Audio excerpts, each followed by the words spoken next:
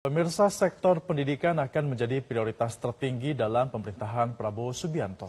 Demi meningkatkan kualitas pendidikan di Indonesia, semua kebijakan Kementerian Pendidikan, Kebudayaan, Riset, dan Teknologi di era Nadiem Makarim dipastikan akan dikaji kembali. Presiden Prabowo Subianto menegaskan sektor pendidikan akan menjadi prioritas tertinggi dalam pemerintahannya. Bahkan alokasi anggaran sektor pendidikan di tahun 2025 menjadi yang tertinggi dalam sejarah. Hal ini disampaikan Presiden Prabowo dalam rapat paripurna perdana Kabinet Merah Putih di Istana Kepresidenan Jakarta. Menurut Prabowo, masalah pendidikan menjadi syarat utama. Prabowo juga kembali menekankan jangan bangga menjadi negara G20 jika rakyat masih banyak miskin dan menderita kelaparan. Mencerdaskan kehidupan bangsa mutlak. Pendidikan bagi kita adalah prioritas yang sangat tinggi. Saya kira ini terlihat komitmen kita kepada pendidikan. Kalau tidak salah, alokasi kita dalam anggaran 2025 untuk pendidikan salah satu tertinggi mungkin selama sejarah kita. Untuk pertama kali kita sudah 25%. 20.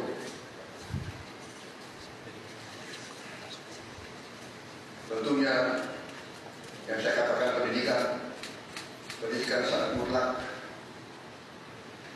Saya sudah panggil Menteri Pendidikan Tinggi, saya dan Menteri Pendidikan Dasar Menengah. Kita sudah mempunyai gambaran besar bagaimana kita segera akan menyentuh semua anak-anak kita. Kita akan gunakan teknologi untuk mempercepat membawa pendidikan kepada anak kita. Demi meningkatkan kualitas pendidikan di Indonesia, semua kebijakan Kementerian Pendidikan, Kebudayaan, Riset, dan Teknologi di era Nadiem Makarim dipastikan akan dikaji kembali. Seperti kebijakan penerapan kurikulum merdeka hingga dihapusnya ujian nasional, seluruh kebijakan ini nantinya akan berada di bawah kewenangan Kementerian Pendidikan Dasar dan Menengah.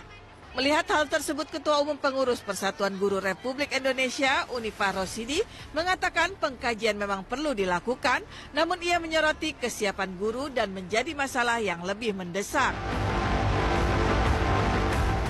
Memang meskipun kita intinya keberlanjutan, tetapi wajib di dalam kebijakan publik itu kita mengevaluasi satu kebijakan, apalagi jika kebijakan itu mendapatkan respon yang luar biasa. Dan yang disampaikan oleh Pak Menteri tadi adalah kebijakan-kebijakan yang mendapatkan respon, terutama banyak respon negatif ya, terhadap bagaimana itu merdeka belajar, kurikulum, ujian nasional, zonasi, dan lain sebagainya.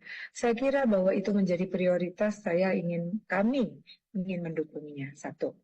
Kedua, memang wajib dilakukan kajian yang komprehensif agar kita tidak terjebak melakukan kesalahan yang sama. Ya.